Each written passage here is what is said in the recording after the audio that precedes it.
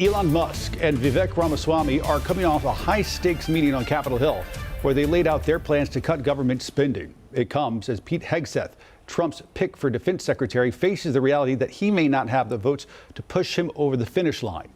NBC's Bree Jackson has the latest from Washington. Good morning, Ben. Elon Musk and Vivek Ramaswamy met with congressional Republicans for what's being described as a brainstorming session on how to cut federal spending.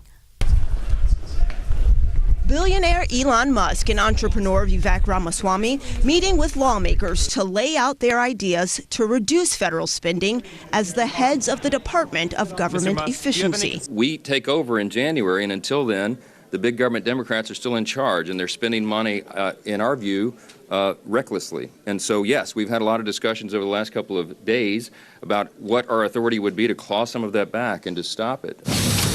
Musk has called for $2 trillion in cuts, which could include slashing the federal workforce.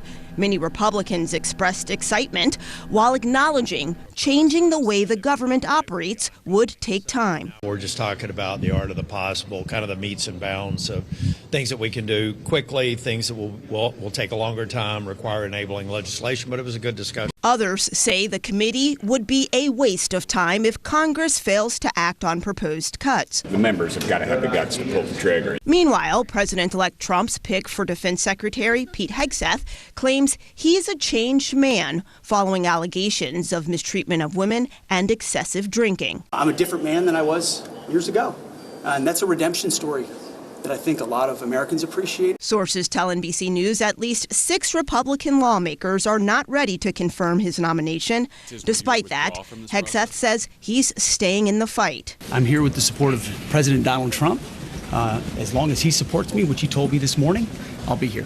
At an event in New York Thursday night, the president-elect continued his post-election victory lap while laying out his vision for his second administration.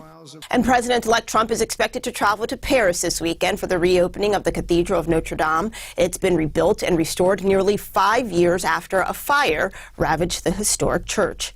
In Washington, Bree Jackson, WCNC Charlotte.